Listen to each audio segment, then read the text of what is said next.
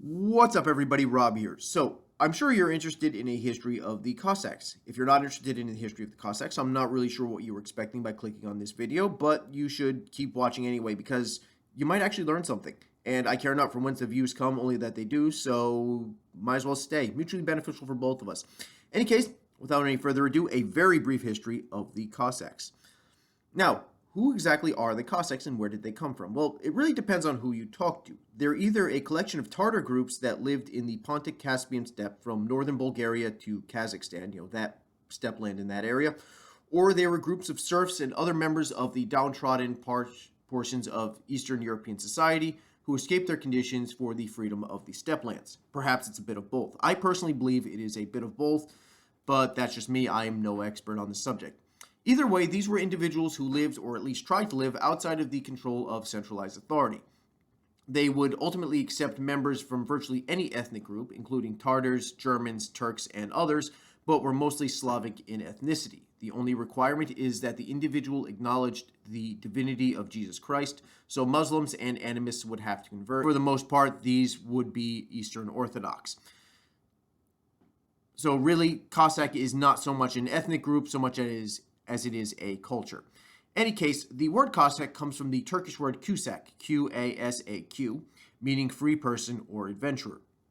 And by the 16th century, they were organized into several groups known as hosts based on their geography. Now, I won't go into every host, but the major ones were the Don, the Greben, the Yaik, the Volga, the Nepir, and the Zaporozhian. The Cossack hosts were arranged along military lines, which each host being led by an ataman, or later on known as a hetman. And today, a leader of a Cossack host in Russia is known as an ataman. In Ukraine, they are known as hetmen. Make of that whatever you will. These men would be elected by the Rada, or the General Assembly of the host. So we have sort of a proto-democracy type of a feel here. In any case, the hetman would be given a ceremonial mace called a bulava, which represents his power over the rest of the host. He had executive power over the group and acted as an absolute ruler in times of war.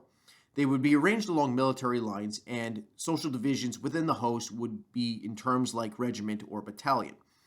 The Cossack hosts were essentially a military band on the fringes of much more settled peoples.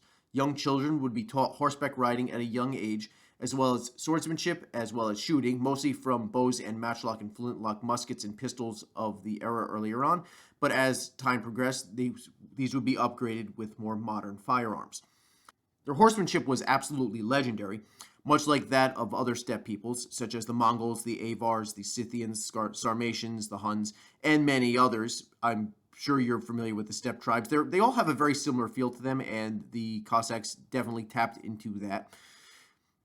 They had the ability to ride and shoot at the same time, which is not easy at all, duck behind their horse as cover and to dodge incoming attacks, swing below their horse to shoot from underneath it, and also shoot while retreating away from their enemy, the famous Parthian shot. They also made very extensive use of sabers, as they were primarily a cavalry force, and it is a weapon that is most associated with them. Now, as the men were oftentimes far away on military campaigns, the women of the host would be called upon to defend themselves and their families from outside attack, making them formidable fighters as well.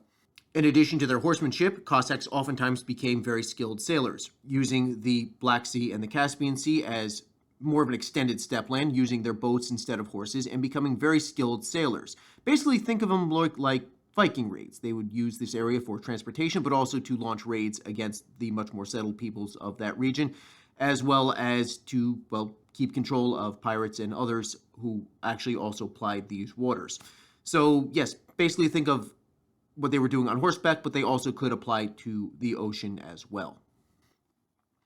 Now, the Cossacks had a very mixed relationship with their surrounding peoples. Sometimes they would raid the lands of more settled peoples, being a source of conflict, while at other times they would work with the more established governments, such as those of Russia or Poland-Lithuania, as border security, creating a special military class incorporated within, but somehow still outside of wider society. And sometimes they would just be used as a buffer state between hostile powers.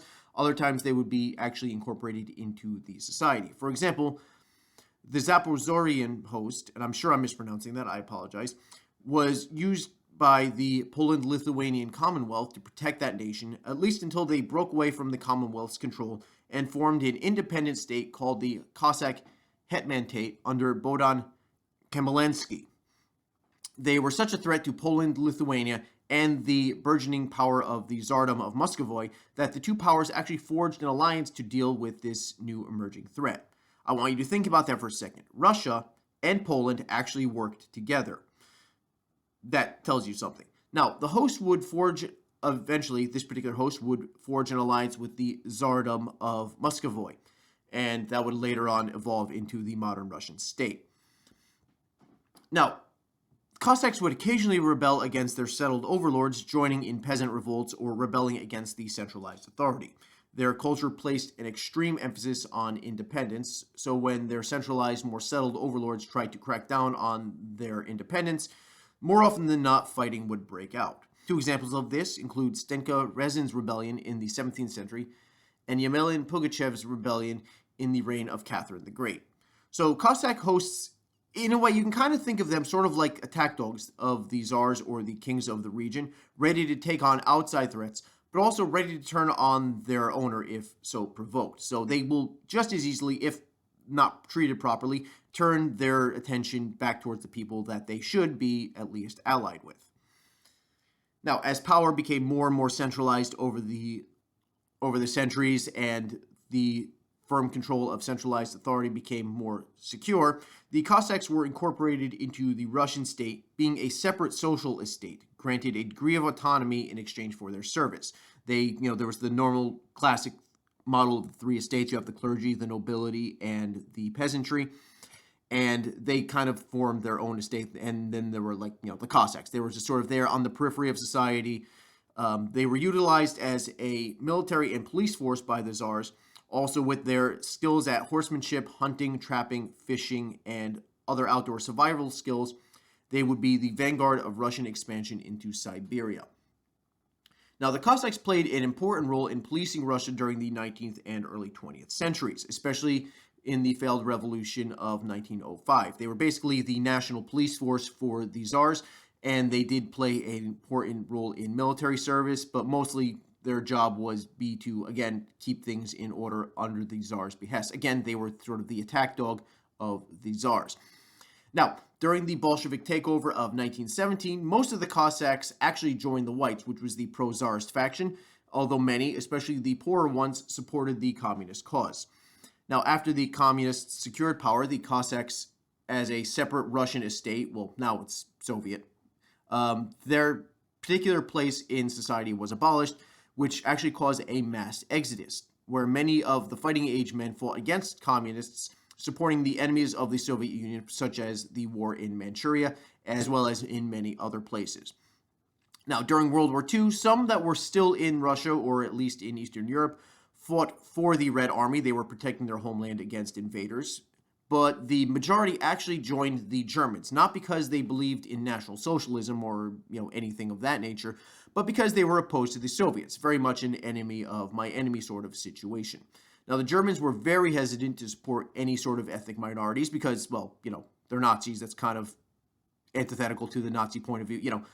National minorities or ethnic minorities, not really a Nazi thing, but by 1943, they were actually toying with the idea of giving a portion of their native homeland, basically what is now modern-day Ukraine, more or less, to them as a semi-independent state once the war was over. Basically, what had happened previously, the idea that they would be part of this wider society, but somehow still separated from it.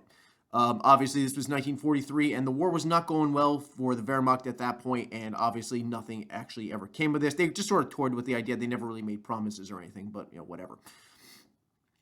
Now, they were all but eliminated in the intervening years, but in the late 1980s, during the waning days of the Soviet Union, there was a major revival of Cossack culture. Since the collapse of the evil empire, several hosts were reestablished, and in 2005, Vladimir Putin introduced a bill to the State Duma, basically Congress, recognizing Cossacks as an official ethnic minority of Russia.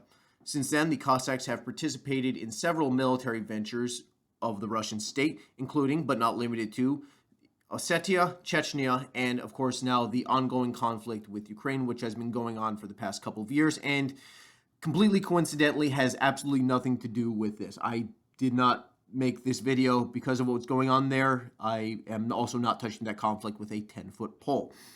So that is it. Oh, and for some reason, there's also this exercise here. It's called a Cossack Squat. I have no idea why this is called a Cossack Squat. I don't know if Cossacks actually do this. Why it's named after them, I don't know, but it is there. Yeah, so make of that whatever you will.